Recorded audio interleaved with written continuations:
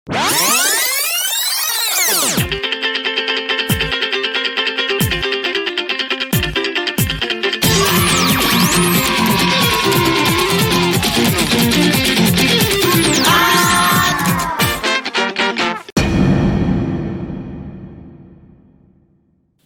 lesitsika androany dia ny firafitry ny atao hoe fehezany teny.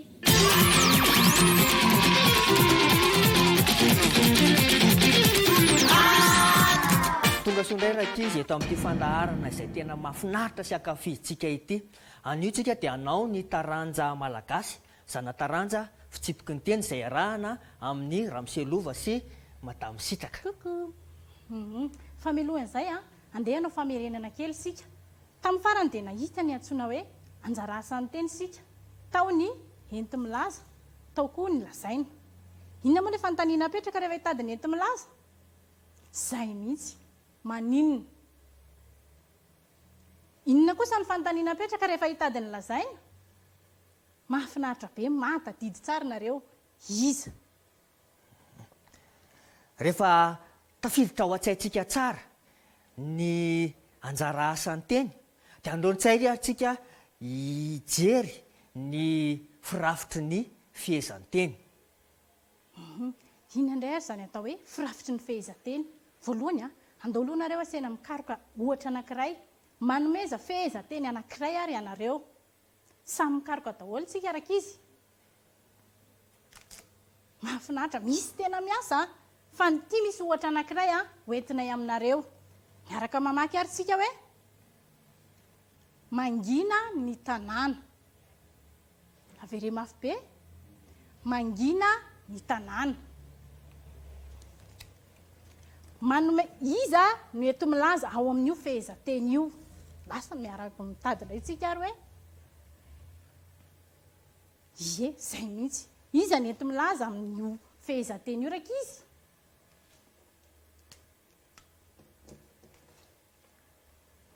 Ahoana moa nafantarana fa enti milaza ilay teny? Mametraka amin'ny fanontaniana hoe maninona. Raha atao anatin'ity fehezan-teny ity izao no jerentsika, dia ny mangina no enti milaza. Mangina no enti milaza. Ndeha ara ho tadavintsika indray, iza no lazaina? Efa hay ahoana moa ilay fitadiny lazaina? Zay mihitsy. Ahoana moa ilay fanontaniana apetraka? Raha jerentsika zany ny fehezan-teny ato, dia ny tanàna no lazaina. Ny tanàna no lazaina. Hitantsika eto fa efa io ny enti milaza, io ny lazaina. Manao ahoana ny fipetraky ny anjara asan'ny teny rakizy eto? Ny enti milaza eo alohan'ny lazaina. Rehefa ny enti milaza moa no mandeha alohan'ny lazaina rakizy, dia inona zay ny firafitry ilay fehezan-teny? Jereo tsara nge mangina ny tanàna. Ny enti milaza mandeha alohan'ny lazaina. Rehefa ny enti milaza mandeha alohan'ny lazaina, dia azo lazaina fa fehezan-teny tsodrafitra zay ilay fehezan-teny. Ahoana nafantarana fa fehezan-teny tsodrafitra? Rehefa ny enti milaza mandeha alohan'ny lazaina, dia tsodrafitra ny fehezan-teny. Ndeha ary araka merina amiko tsika e. Rehefa ny enti milaza mialohan'ny lazaina, dia fehezan-teny tsodrafitra ilay fehezan-teny. Zay samy tadidy daholo tsika. Eny ary, mameza ray hoe ohatra rakizy. Mameza ohatra ray isika, fehezan-teny anankiray. Mino fa samy manana fehezan-teny ray avy tsika any an-trano any, fa ndeha ho raisitsika ity ohatra ray ity. Miaraka mamaky itsika. Ny mpianatra dia mihiboka. Andeha vientsika indray mandeha. Ny mpianatra dia mihiboka. Andao ary rakizy ho raisitsika ito fehezan-teny ito. Omeo ny anjara asan'ny teny ao anatin'io fehezan-teny io. Ahoana moa fanontaniana apetraka rehefa hitady ny enti milaza? Apetrakatsika amin'ny fanontaniana hoe maninona. Ie, ndeha ary apetrakatsika ny fanontaniana ao amin'ilay fehezan-teny. Maninona ny mpianatra? Maninona ny mpianatra? Zay mivaliny. Manina izy teo? Mihiboka zany eto a, dia ina ny anjara asany? Ento milaza, zay mihitsy. Ento milaza ny anjara asany teny hoe mihiboka eto. Ary indrindra hoe apetrakitsika amin'ny fanontaniana hitady ny lazaintsika. Rehefa hitady ny lazaina, apetraka indray ny fanontaniana hoe iza. Apetrao ary ny fanontaniana araka izy ao amin'ny fehezanteny. Zay mihitsy a, ny iza no mihiboka. Iza no mihiboka? Ny mpianatra. Ny mpianatra zany dia mitondra ny anjara asa lazaina. Eto amin'ity fehezanteny ity zany dia ny mihiboka eto milaza ary ny lazaina kosa dia ny mpianatra. Manao ahoana indray ary ny anjara asan'ny teny eto e? Manao ahoana ny ento milaza sy ny lazaina? Zay mihitsy. Raha jerentsika zany ity fehezanteny ity dia ny lazaina no mandeha alohan'ny ento milaza. Averiko indray mandeha, ny lazaina no mandeha alohan'ny ento milaza. Rehefa ny lazaina no mandeha alohan'ny ento milaza dia inona zany no firafitra ilay teny, ilay fehezanteny? Rehefa ny lazaina no mandeha alohan'ny ento milaza dia fehezanteny mivadi-drafitra izy zay. Ahoana ary nahafantarana fa mivadi-drafitra ny fehezanteny? Ahoana raka izy no ahafantarana fa mivadi-drafitra ny fehezanteny iray?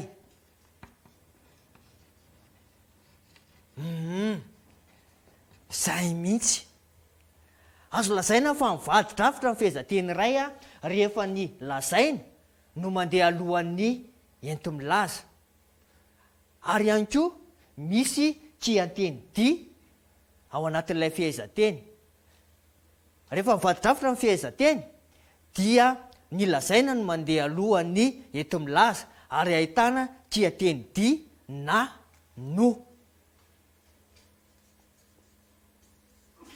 Mivadi-drafitra ny fehezanteny iray rehefa ny lazaina no mandeha alohan'ny ento milaza ary ahitana kianteny dia na no.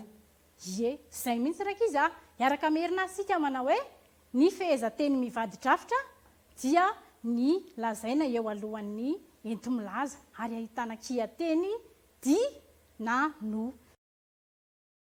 Zay mahakasika an'iny lesona iny raka izy a, ndeha ary anao fampiarana kely sika. Raha isika ilay fehezanteny a, tery am-boalohany. Miaraka mamaky sika manao hoe mangina ny tanàna. Manao ahoana fa ny rafitry ny fehezanteny io raka izy? Tso-drafitra. Mahatadidy tsara nareo a. Andeha ho avadika tsika ary io fehezanteny io. Mangina ny tanàna. Rehefa navadika tsika ny fehezanteny dia ny ento milaza no ny lazaina mialohan'ny ento milaza. Dia lasa mahazo tsika manao hoe na daholo nareo raka izy. Ny tanàna dia mangina. Rehefa navadika tsika ny fehezanteny, nampiasaina ny kianteny dia.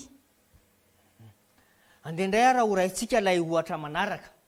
Ny mpianatra dia mihiboka. Ny mpianatra dia mihiboka. Manao ahoana ny firafitra io fehezanteny io raka izy?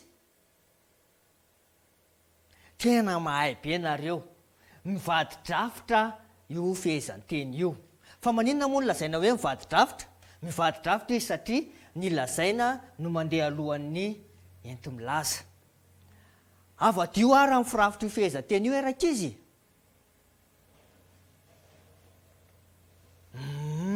Zay indrindra. Rehefa avadika io fehezanteny io dia lasa hoe mihiboka ny mpianatra. Mihiboka ny mpianatra.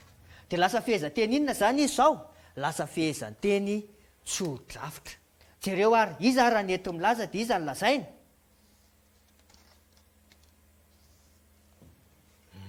Ny mihiboka dia ento milaza. Ary ny mpianatra kosa dia lazaina. Lasa tso-drafitra ilay fehezanteny. Dia toy izay indray ary raka izy ny fandaharantsika androany dia mankasitraka anareo indrindra naharitra hatramin'ny farany. Mandram-piona indray.